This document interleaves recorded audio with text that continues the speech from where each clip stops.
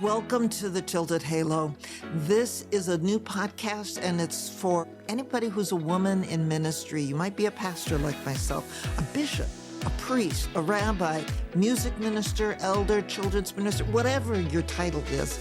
You're absolutely in the right place, especially if you're someone who loves your ministry and you're doing it well and you're feeling pressure to sometimes be perfect, and deep down inside, you know you're not. And how in the world to deal with that. And men, you're absolutely welcome here too, because this is about ministry and the same thing can happen to you. So you're all in the right place. Let's get started with the show. It is my honor and privilege to have a guest with me again today here on the Tilted Halo. Dr. Eva Kleczyk is an esteemed leader in healthcare analytics, honored by the prestigious Presidential Lifetime Achievement Award in 2023. Currently, she's an executive at a prominent healthcare research organization, and she plays a pivotal role in accelerating the dissemination of crucial insights in medicine and pharmaceuticals by enhancing data quality and research methods. With nearly 2 decades of experience, Dr. Kleczyk is a prominent figure in healthcare analytics and operations. She actively participates in renowned conferences, contributes to academic and industry journals, and mentors aspiring analysts, particularly women, demonstrating her commitment to advancing gender diversity in the field. Her efforts have earned her recognition from esteemed organizations like the Healthcare Businesswomen Association and the Women Tech Network. Beyond her professional endeavors, Dr. Kleczyk dedicates her time to supporting cancer-related initiatives and educational programs, serving on various boards and establishing academic scholarships. Originally from Wrocław, I'm not going to pronounce that correctly, Wrocław, Poland. She holds a doctorate in economics from Virginia Tech and a master's degree from the University of Maine. Um, Dr. Kleczyk resides in Lansdale, Pennsylvania, with her husband, where she continues to make significant contributions to the healthcare community and engaging in philanthropic endeavors. Dr. Kleczyk was brought up Roman Catholic and continues to preserve her faith and spiritual upbringing in her adulthood. Passionate about equitable healthcare, Dr. Kleczyk frequently promotes justice and compassion on local and community podcasts, advocating for patient advocacy and comprehensive care that includes spiritual well-being. Her commitment to mentoring women in healthcare analytics is inspired by her spiritual beliefs and her mission to leave a lasting legacy and a better world for future generations. Dr. Kleczyk, welcome to the Tilted Halo. Well, wonderful to be here. Thank you so much for having me, Kathleen. We met a couple of months before we're recording this at a conference for women and in leadership. And what you spoke about was something that resonated with me and something that I kind of experienced firsthand when I started in ministry, and it's imposter syndrome. And I realized that there are other women in ministry and women of leadership who are using their faith and commitment in their leadership, for whom this is probably equally a topic that they've had uh, a little bit too much familiarity with, shall I say, part of our own life and growing up. There were no women in ministry who were models for me when I was starting. And so it was kind of like, who am I that I can be doing this? But even when there are other women who can be models for us, that can still be an issue. So, what is, give us a definition. What is imposter syndrome to begin with? Yes, thank you so much. This is a interesting topic, and imposter syndrome is something that many of us suffer from. So, what it is? It's a psychological pattern where an individual doubts their accomplishments and has persistent fear of being exposed as a fraud. And I think we all can, see in our lives that sometimes we feel like, oh my goodness, aren't they going to find out that I'm not all of this? And especially this happens for women in male dominated industries, like yourself being a minister, a female minister. Many women executives have this as well, where they are coming in, they are the only female on the board or in the leadership group, and just feeling very different. And it has been identified that 75% of women executives say that they feel imposter syndrome in their workplace. So that is a really staggering number, but it also tells us that we don't talk about imposter syndrome. However, it is something that we all are experiencing, and I think we do have to talk about it, whether it's in faith, whether it's in family life, or whether this is in our professional journey. It's something that we are all gonna be struggling with, and we need to identify how to deal with it, and what do we do, and how do we support ourselves in order to overcome it. It's so interesting that it's that high of a number, even in this day and age, where I mean, I was growing up where, women's liberation and those kinds of things back in the 60s and 70s was so popular, and it was like, "Oh, we're supposed to be free and all done with all of this stuff." And here it is, 3/4 or more of us still, have this. Is there any research or things that you're aware of as to why women in particular, uh, have this issue? So I think this is there is there first of all, there's a lot of research about imposter syndrome. It's just not very well publicized. Many new organizations are discussing this, but I think it goes back from the to the upbringing where we all are coming from. So there are four types of imposter syndrome, and I think this is important to walk through because anyone will identify with at least one of them, if not all of them, as we are talking about. And first of all, it's the perfectionist. How many of us want to do everything just right? Everything has to be done particularly well, and we don't take any failure as the outcome at all. And yeah, to just piggyback on that, I mean, I felt the need to be to be seen as equal to my male counterparts. I had to be so much better than. And so the perfectionism, how dare I make them flub because then I won't be seen as worthwhile at all. So yeah, that can be there very Very, easily. very easily, regardless of what we are going through and so forth. The next one I think is even more associated with women is being the superwoman or superman, but in this case being a superwoman. Feeling like we have to excel in every part of our professional life, our home life, our spiritual life, our community life, everywhere we have to come in and be at our best. And hopefully, those women who are listening to us right now um, realize that it's not possible to be perfectionist and be the superwoman every single day of our lives, right? There will be days where the only thing we can do is wake up and do the bare minimum. And that's okay. And Right. that's okay. Uh-huh. Sometimes the only thing we want to do is go to church or go to a place of service or worship and spiritually uplift ourselves. It's okay to do that. And I think understanding that women especially are suffering from the superwoman type of imposter syndrome, I think that brings it in. And I Mhm. think this is probably the most common across women to feeling this because we have to be good moms, we have to be good wives, we have to be good friends, we have to be good workers. And it just continuously brings us to the point where we feel overwhelmed. Many women feel overwhelmed.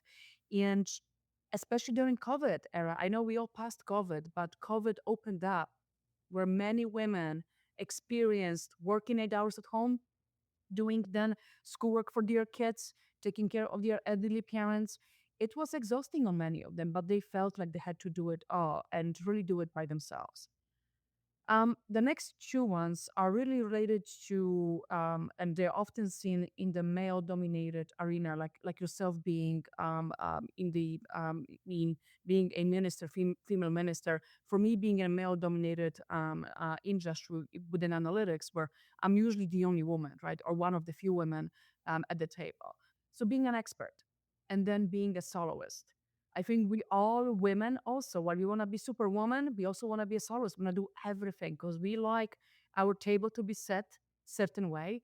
We want to be always recognized, right? We always believe that everyone else, no one will do the work the way we need it to get done. And I think we all suffer from this versus saying, well, maybe that's not true. Maybe I need someone else. And I think especially women as are going in their careers are also not asking for the support. They're not asking, realizing I cannot be a soloist. I will never be an expert in everything. How do I surround myself with people who can complement me, right? Who know, Right. identify the blind sides, whether it's spiritual blind sides, whether it's our home life blind sides, professional blind sides. We all have them, and I think we have to ask for help. That's one. But two, surround ourselves with individuals who can help us fill in some of those gaps that we have, and ultimately release the pressure from us, and be able to breathe a little bit better, knowing that yes, I might not be able to do everything. However, I have the network that can help me and really will support me in the arenas that I might not be the best. And that part in my experience for myself and with most clergy, male as well as female, that I know is really tough. There is a competition, if you will, that happens amongst pastors and, eh, kind of the subtle, you know, "Oh, look at so and so, they're having trouble over there," or,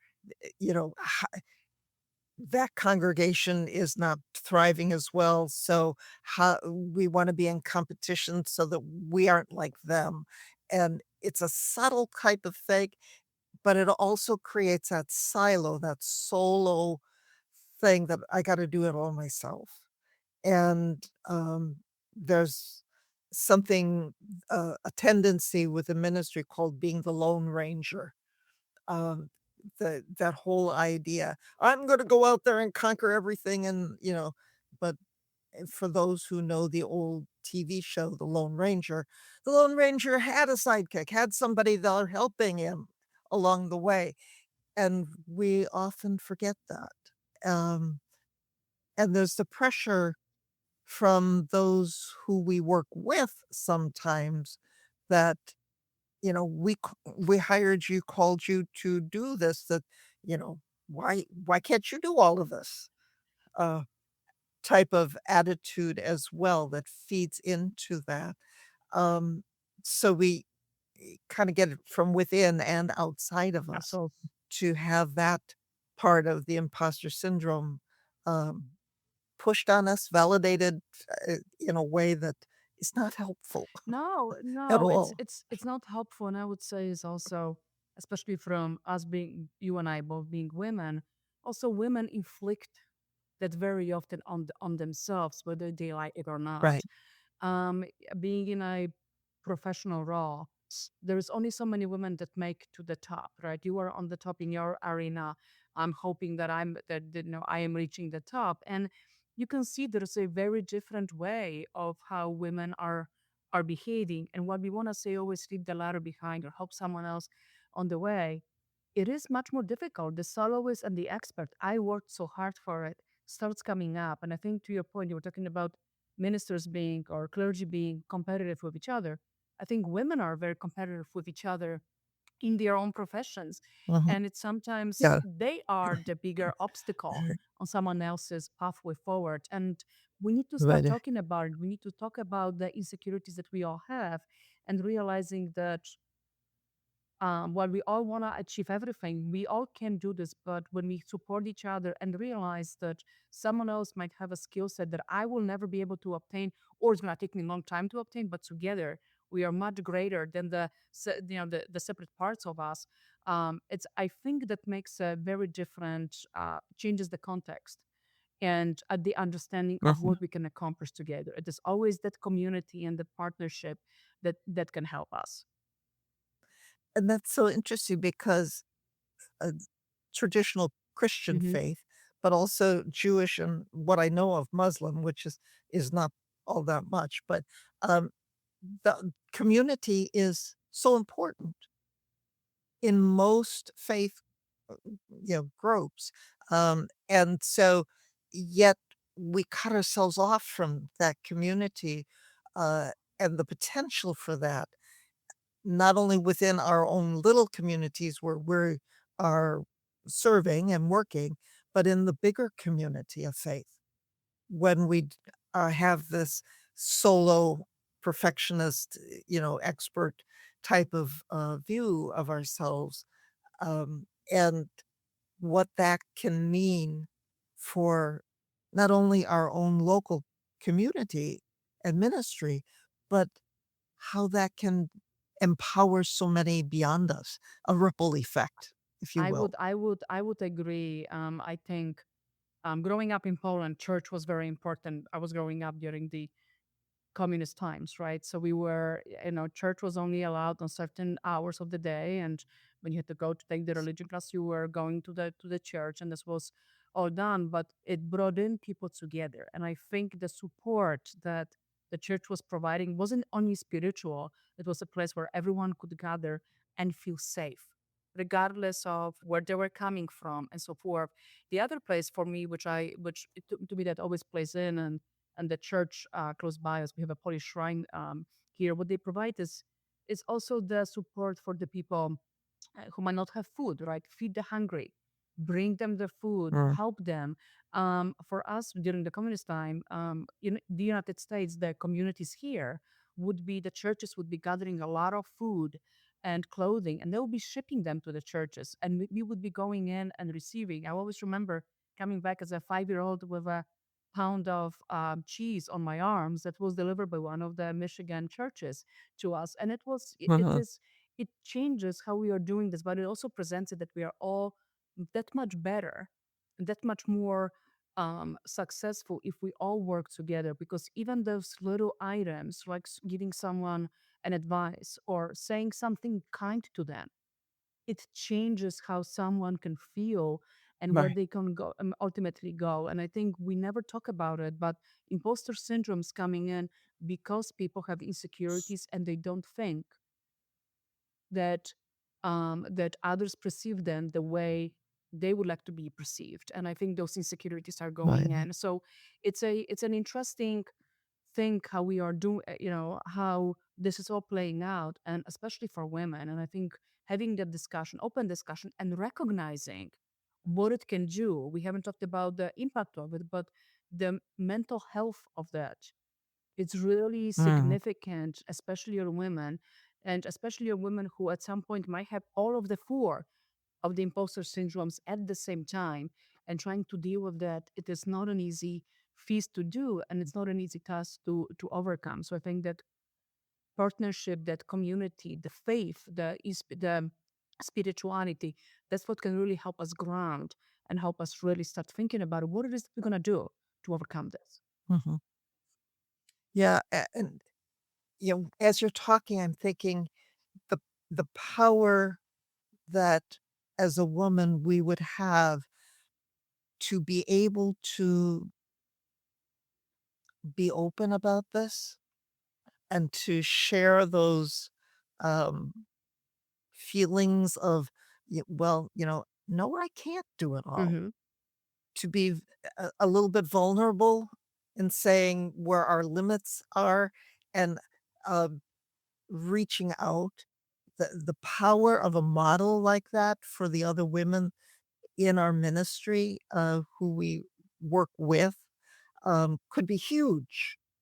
Absolutely. I think there is nothing better than doing that, and also giving as I'm thinking about how do you overcome it. I mean, spiritual life is extremely important, but it also can allow not only to ground but also normalize what an Mhm, imposter syndrome is and normalize failure.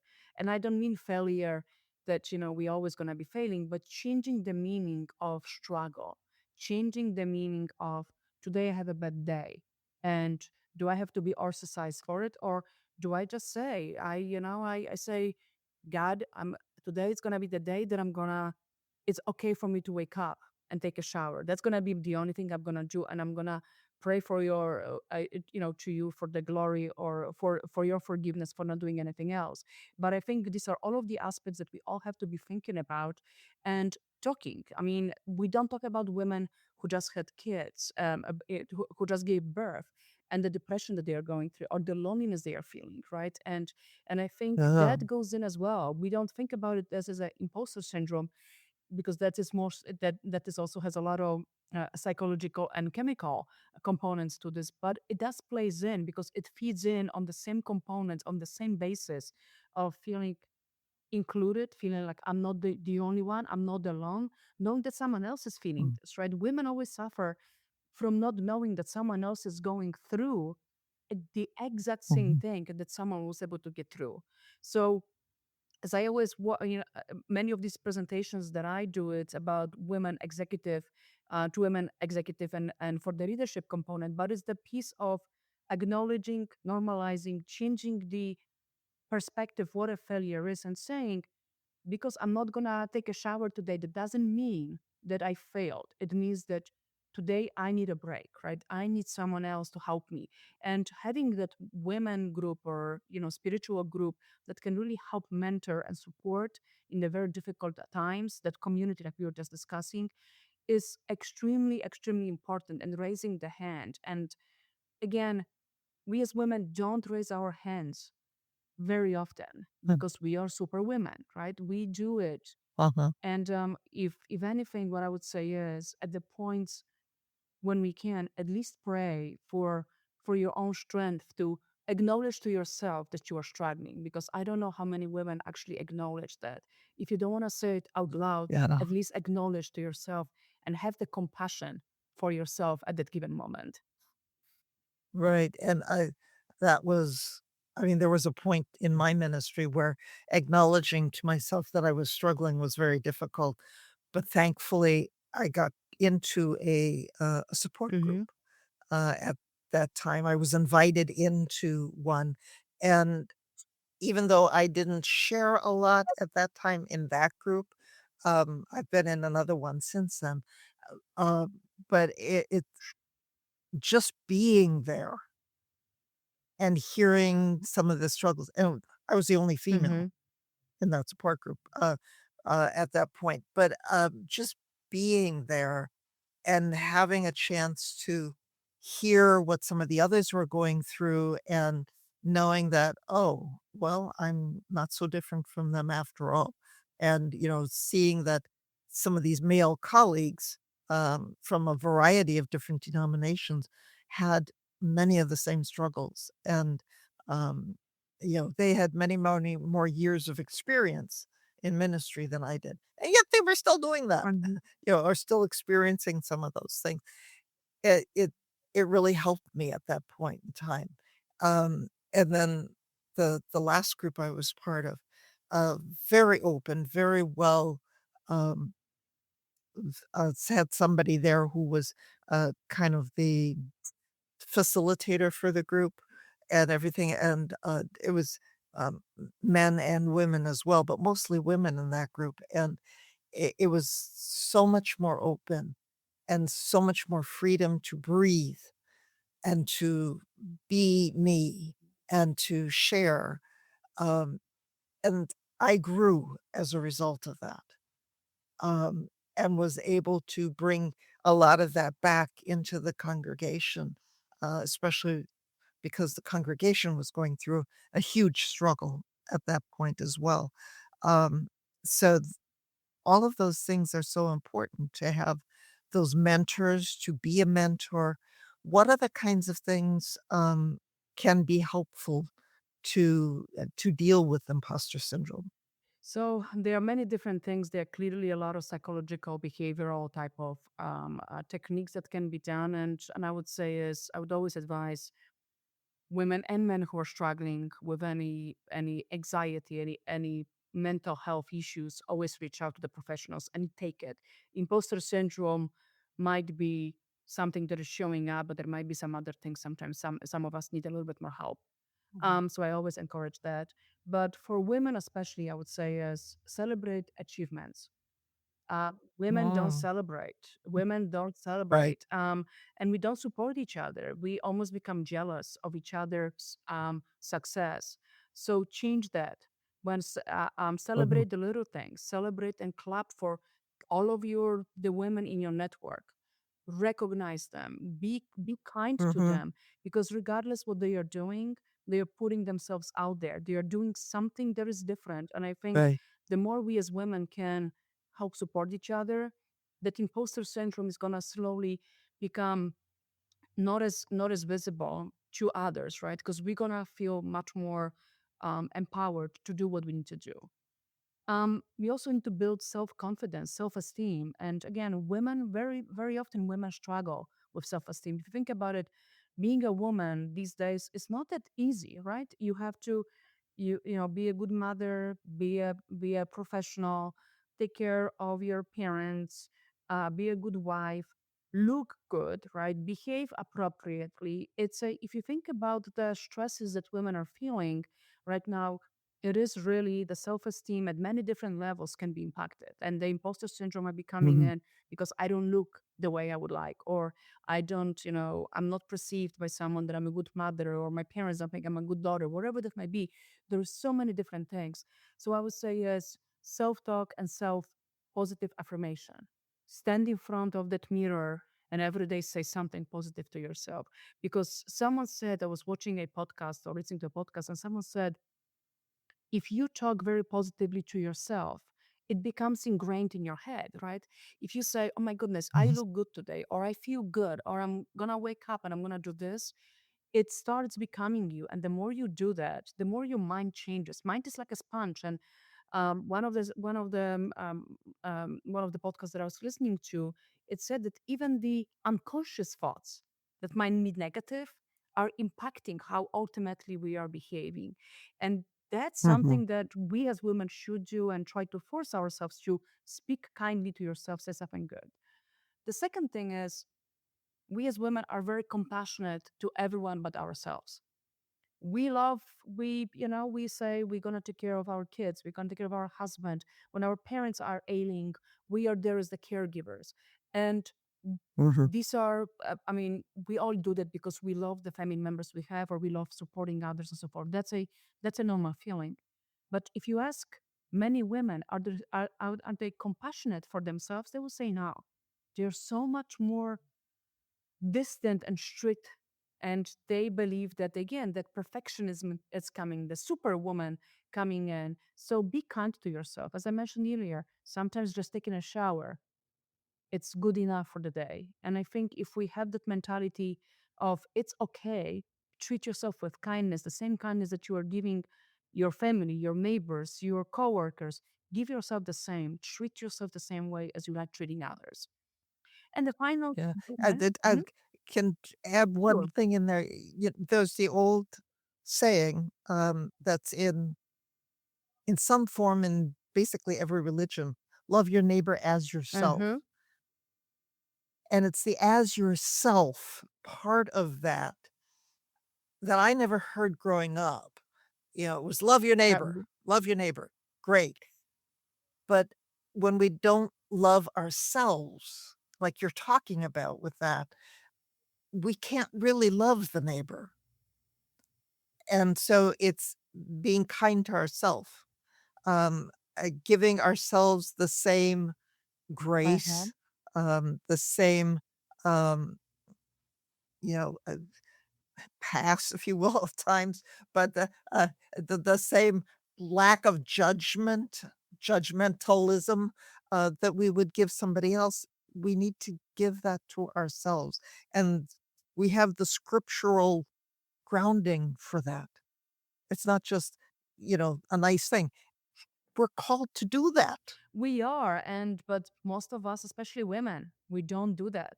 We don't do that because right we were always raised to put someone else ahead of us, right? first, So right? it's Being a martyr, yes, yes. exactly. And I coming from Poland. There is a Polish women were called, there is a famous saying that um, Mother Poland or Polish mother, however you want to say it, but it talks about the mother who can do everything, right? The superwoman. So that's a statue in one of the cities in Poland, and that was Oh, wow. always that how we were viewing, right? This is what you should be, and I think that is what we women especially are being raised with, and the lack of compassion for ourselves comes from that as well. But I love what you said, love your neighbors like you would love yourself, and we have to work on the love yourself first, otherwise it's not Yeah, going to be feasible to be, or even or not even right, doable. You are not coming authentic becoming, you are not authentic if you don't give yourself the same grace as everyone else. right, And I would right. say it's always develop those skills, because whether you're going to be a whether you are immersed in faith, whether you're immersed in your professional life, or even when you know volunteering in a community, this always requires some kind of development, some kind of learning of a skill, some kind of educational component. We have to Mhm. invest in this, because that's also part of developing yourself, investing in yourselves. We don't talk about it, investment in ourselves, but we should. And I think spirituality is an investment in ourselves, education, whatever that might be. Volunteering is a investment. Being part of being a good family member or contributing family member is an investment. I think there's so many different investments, and in order to be whole, we have to think about the entire spectrum of ourselves and realize that one day we're going to be better in one of them, these different aspects, and sometimes we will not be good in any of them, but that's okay. Today is what it is. Tomorrow we can correct it, right? We can be better tomorrow. And it's I was at a conference a little bit long last year, and someone said that, especially for women, that when we have a hard day, we almost give up and we are so devastated. And it's okay for us to cry. I think, also as God had the discussion with God, what's going on? Why am I feeling today the way am I feeling? But also wake up the next day and say, the sun is up, the sun just risen. I can also now try to be better. I can try to do, and give yourself the kindness of saying, I can do it.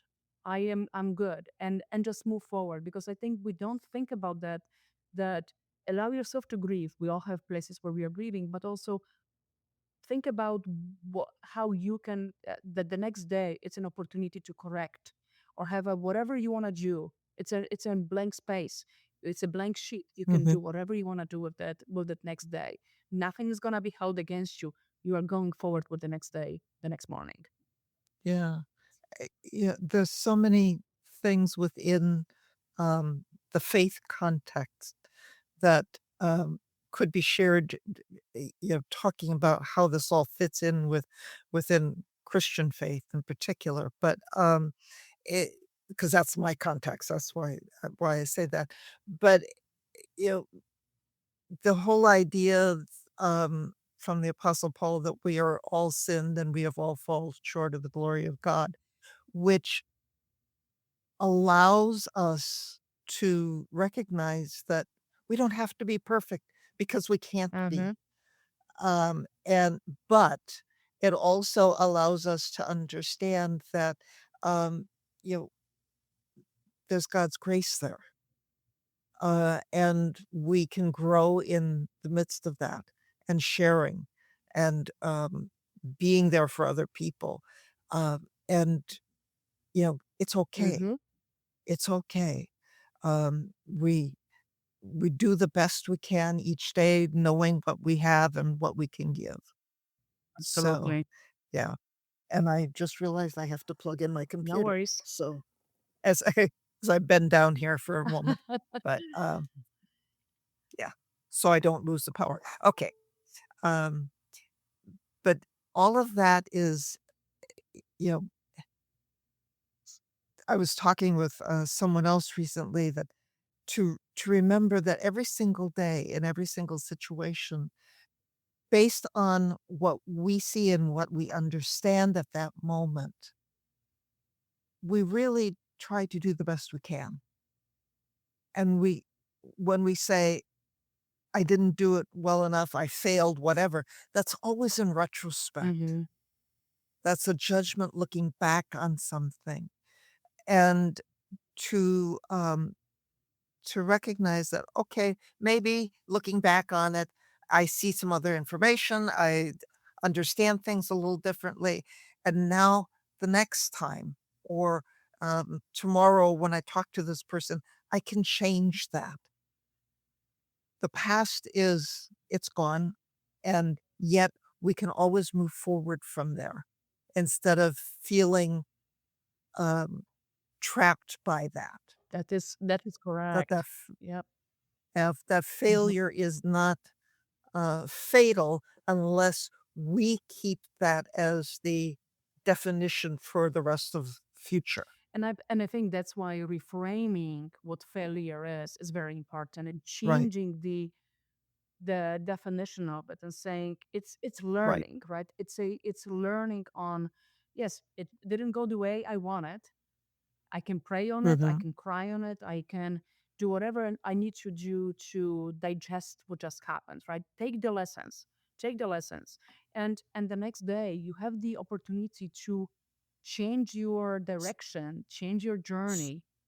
It's in your hand. mhm, It's in your hand. And right. if you hear these different stories of individuals who went to prison or who came from nothing, who came from families where there was abuse or a drug abuse or whatever other circumstances, and you see where they ended up at the end, it's the will that they had of changing the cycle, understanding the environment and what was happening to them or where they were Mhm, placed, and being able to move forward and really understanding what it takes for them and having the willpower to change their circumstance.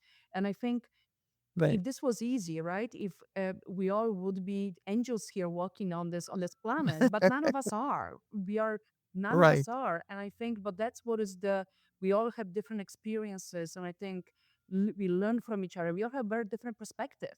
Some of us come in from Mhm, different countries, some from different religions, but there is one uniform thing. If you are open and if you are willing to understand another human being, you can move forward, you can understand yourself better, and you can that imposter syndrome can ultimately slowly be diminished because your mind frame is changing. You are reframing your concept.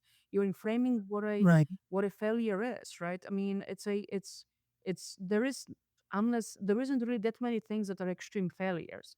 There are things that happen to us, but if you take the appropriate message from it and take the learnings, the next day might be that much better, and you can have a very different Mhm, trajectory from that point on. And I think that's what we all should be praying and thinking about, and finding solace in the fact that today might not have been the best, but tomorrow might be actually a much better day, and hope and believe in right, that.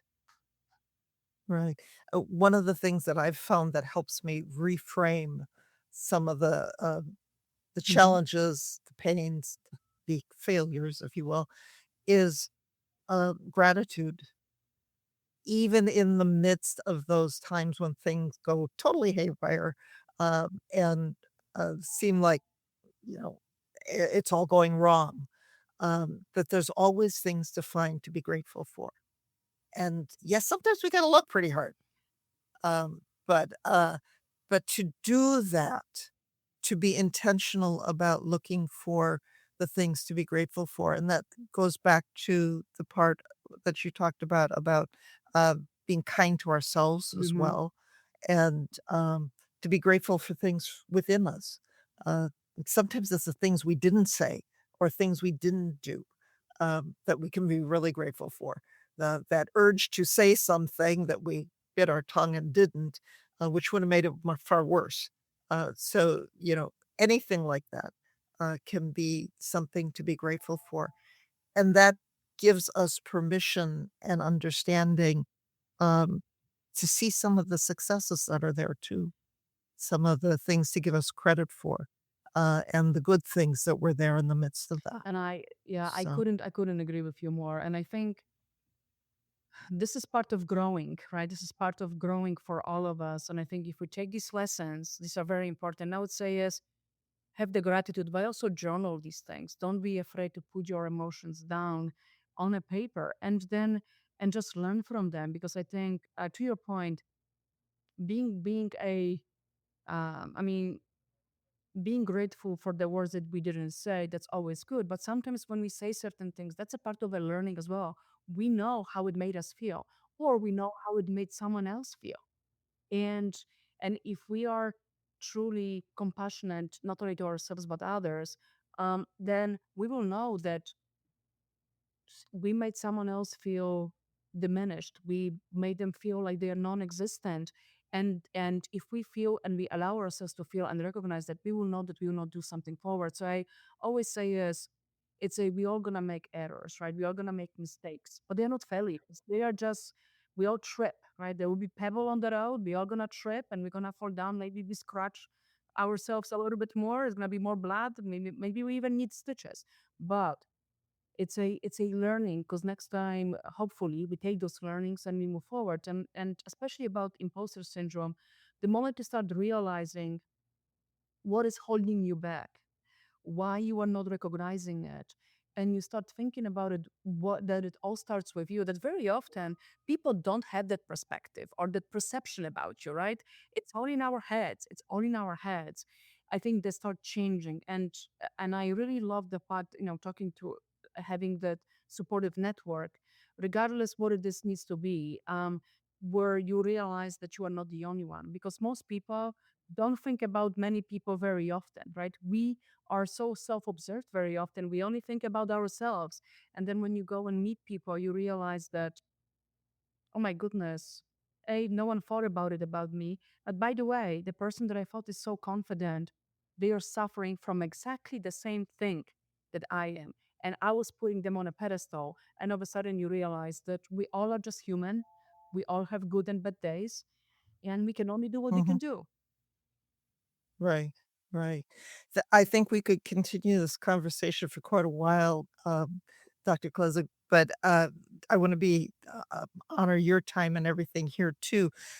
But, e there's a s kind of a handout or a sheet that, you have prepared with some 8 points on it, about imposter syndrome that will be available somewhere, somehow along with this podcast, some link for that. So, and if not on the podcast platforms, on my YouTube channel with this where this is posted. So, thank you so very, very much. This has been, a very enlightening and hopefully empowering conversation for women who listen to this. So I truly, truly appreciate your time and your expertise and your insights, sharing this with me and with all of the listeners and watchers of this. So, how can people get in touch with you if they want to learn more or follow your work and things like that? Sure. So first of all, thank you so much for having me here. It was a wonderful opportunity to be here and talk about very important topic that many women of faith and many professional women and women in general are faced every single day. For anyone who would like to reach out to me, who would like to learn a little bit more of what I do and some of the leadership work that I do, please feel free to find me on Instagram is Dr. Eva Kleczyk. So as my name is spelled over there, and you can find me and send the invite request, and I would love to connect with you. And then you can communicate with me through Instagram. So thank you so much for the opportunity. Well, thank you. Thank you very, very much. And to all of the listeners, thank you for being here today. Um, Come back for another episode of the Tilted Halo at some point in time. So, God's peace and blessings to you, Dr. Klezik, and to all of the people today. So, take care. Bye bye. You have been listening to Tilted Halo with me, Kathleen Panning. What did you think about this episode? I'd really like to hear from you. Leave me some comments. Be sure to like, subscribe, and share this episode. And catch another upcoming episode for more conversation on ministry, life, mindset, and a whole lot more. Go to www.tiltedhalohelp.com, where I've got a resource guide and other resources waiting for you. And be sure to say hi to me, Kathleen Panning, on LinkedIn. See you on the next episode.